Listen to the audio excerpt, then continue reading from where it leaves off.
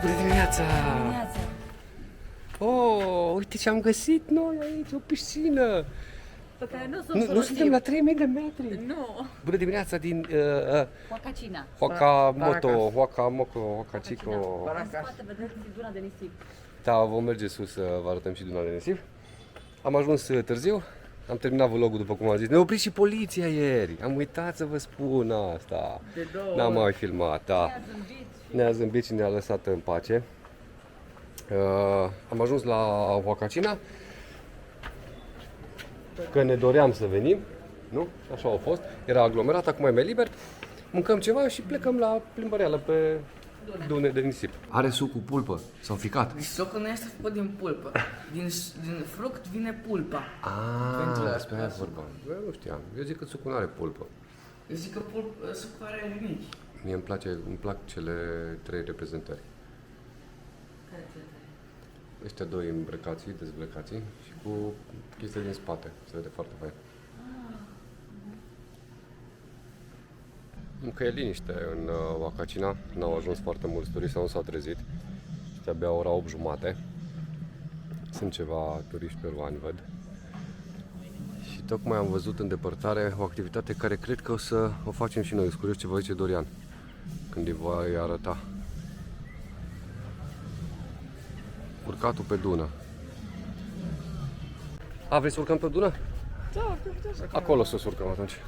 perfect. Da? Da, Sincer, mă așteptam la comentarii, dar se pare că n-a comentat. o să vă da. Crezi că reușești să urcăm pe duna aia? Da, Ca oamenii ăia. este traseu. Da? La pas prin Huacacina. Uite, eu, putem suna pe Aceasta mâine? este oaza din deșert. Oaza în care se pompează apă de câțiva ani buni, pentru că dacă nu, nu ar mai exista. Multe legende cum s-a format această oază în deșert. Cea mai cunoscută este că o prințesă își aranja pletele cu un piaptăn și se uita în oglindă.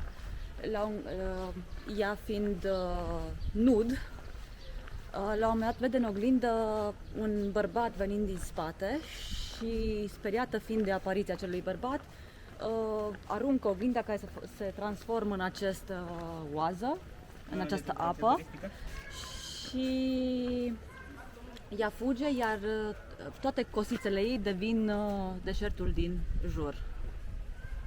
Aceasta este oaza văzută de la nivelul ei. Mergem până sus. Da, încercăm să găsim our way up. Or another. Ia uite aici, service auto. Cine a zis că e ușor să urci pe nisip? Eu am zis ușor. Și de-abia am plecat. Dar na, trebuie să ajungem acolo. Am ajuns pe primul deal din Huacacina. Mai urmează unul. Ce se poate face în Huacacina? Păi dacă ajungeți aici, cele mai importante ar fi pozele de Instagram cu apusul sau răsăritul. Din câte am înțeles, sunt tururi care se organizează. Noi am ajuns târziu în noapte și oricum nu mai puteam prinde răsăritul, că am fost obosiți. Dar astea sunt principale. Tururile se fac cu buggy-uri. Costă un tur undeva la 20-25 de soli. Alte lucruri, în cadrul turului se poate face sandboarding, te dai cu placa pe nisip. Seara am văzut că este foarte multă activitate în... Pentru petrecăreți este un loc potrivit. Recomandat ar fi ca urcarea, dacă vă apucați să urcați pe dune, este să o faceți dimineața, pentru că probabil încă nu s-a încins nisipul, este abia ora 9, dar când se încinge nisipul, nicio șansă. Chiar dacă acum bate vântul, chiar dacă temperaturile sunt ok, nisipul se poate încinge foarte tare și nu cred că se poate urca. E dificil puțin să urci pe dune, chiar dacă ai urcat la 5000 de metri, e altceva, nu? Da. Dar e faină experiența. Noi nu am încercat experiența cu buggy-urile pentru că am făcut acest lucru în alte deșerturi și la fel și sandboarding-ul, dar de plimbat nu ne lăsa niciodată să ne plimbăm cineva prin deșert, Da, așa, corect. cel puțin pe niște dune să urcăm. Așa că am urcat aici. Frumos, frumoasă Huacacina, nu merită mai mult de o noapte, maxim o zi. Nu aveți ce face aici mai mult.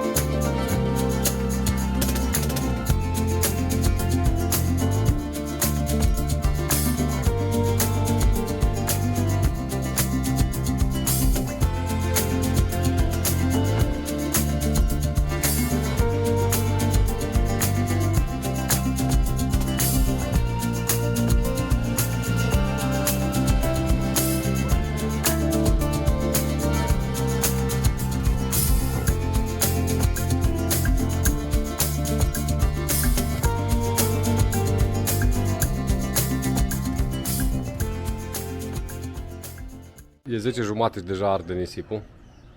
Soarele răsare la ora 6 aici. Deci e normal. Ți-a plăcut? Foarte mai. Da? Mai ales coborârea pe nisip. O, da. Alergarea.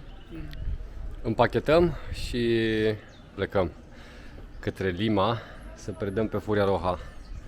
Regizoarea noastră mă corectează și îmi spune că dacă ești tânăr, nu așa bătrân ca și noi. Aici facem mai mult de o zi, în sensul că marea majoritate sau mai multe dintre locații au piscină. Nu vă gândiți, ați văzut imaginile, sunt puține cazări, dar au toate piscină, seara sunt party-uri, deci se poate sta mai mult de o zi, bea și... Peru nu e pentru asta, părerea mea. Corect. Pentru asta te poți duce în alte locații. Peru este pentru vizitat și a descoperit lucruri, da. Dar am corectat, da? E ok? Eu am spus că doar că tinerii, probabil cei pe la 20 de ani, nu că aș fi bătrân, sunt 20 pe picior, pot, dacă doresc, să stea mai mult timp să petreacă. Toate drumurile duc la Roma, nu, la Lima, pardon. Am plecat din Huacacina pe Panamericana.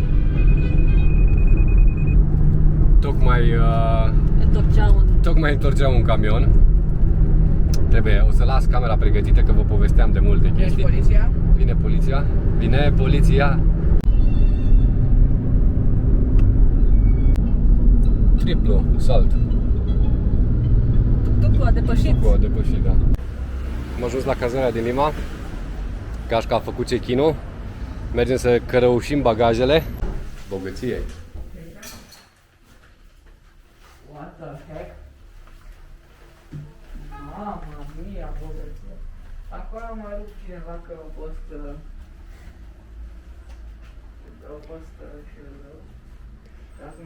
Mergem să predăm mașina și am ratat să vă arătăm cât de frumos arată cartierul Miraflores. Totul e verde, curat, în contrast cu ceea ce e în restul Limei, Perului, îngrijit. Clădiri frumoase. Da, clădiri noi terminate. O predăm pe Furia Roja, care are făcuți 69.000 de kilometri. Astăzi 294. În total în Peru 3629,5. Te mai vom încă o dată? Pe ziua ta am lăsat la mulți ani, am lăsat mașina ta, mașina Furia Roja, acum luăm Furia Negra și mergem la hotel și căutăm ceva să mâncăm. Da. Deci cum e mâncarea până la urmă? Da, foarte bună. Foarte bună. Mergem la bar sau nu mergem la bar? Cine e pentru mers la bar? 2 la 1. Ai pierdut. Nu, eram zis nimic, Te-ai abținut. E 2 la 0. E 2 la 0, mergem la bar. Yes. Părinți denaturați. Mai zi. Presimt că câteva 2-3 ani o să mă întrebe, poți să mă duc la bar? Nu, dai bani. Nici măcar nu o să mă întrebe dacă las. O să zic că dăm niște bani să mă duc la bar. Cu băieții. Moment important aici în Lima. Copilul nostru a făcut o afirmație de genul: el nu va sta niciodată până la ora 3 noaptea să piardă timpul. El nu poate să leagă așa ceva, adică nu se stea la 3 noaptea să sau piardă. să meargă într-un bar până la 3 noaptea, niciodată nu se va întâmpla asta. Înregistrăm această afirmație doar pentru că vrem să-i amintim peste 3-4 ani. Ca să-i facem pe plac juniorului, vom căuta cele mai aglomerate locuri. Cele mai aglomerate locuri posibile. Între timp la Burger King. Viață de noapte, sâmbătă. Seara.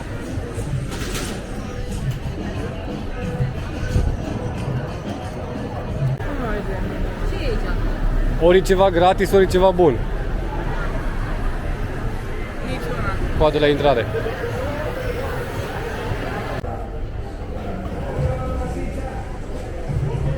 Es mi cumpleaños. Sí. La mulți ani, mami. Mulți ani trăiască, mulți ani trăiască pentru una din România. Da. Hai, salut!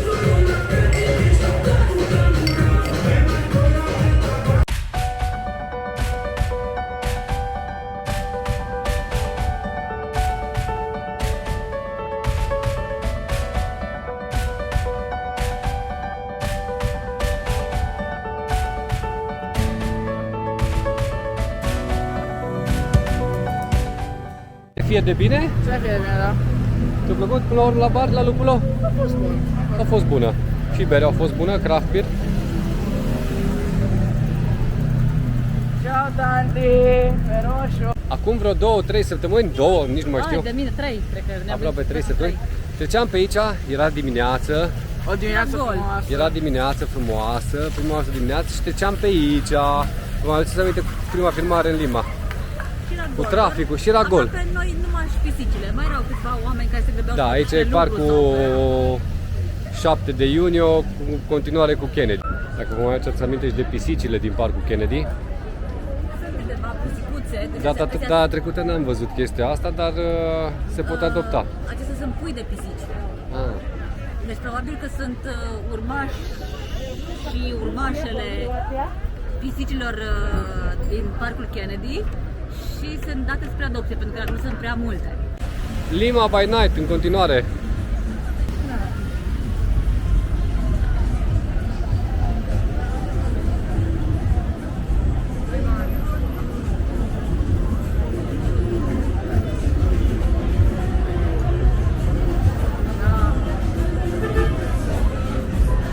Ce e asta? Cred că am găsit și cea mai aglomerată stradă, nu? Da?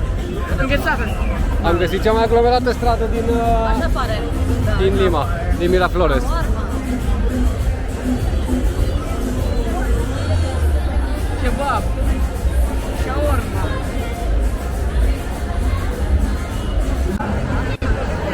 Tati, nu mai noi de după ghețata. Ai pus pe Da, păi două. Deci 14. Te așteptai la așa viață de noapte? Nu, chiar nu. Poate Nici eu. putea să-mi imaginez, pentru că totuși e capitală și capitala lumea se distrează. Dar să nu uităm, ne aflăm în cartierul select al Limei. Da, oamenii cu bani, până la urmă. Aici. Da, oricum multă lume. Viață de noapte. Nu? Da. Mi-a plăcut seara asta în Lima. Da, nu a fost. Mai beau o bere pentru asta. Bine și eu. Tu mergi la duș. Nu.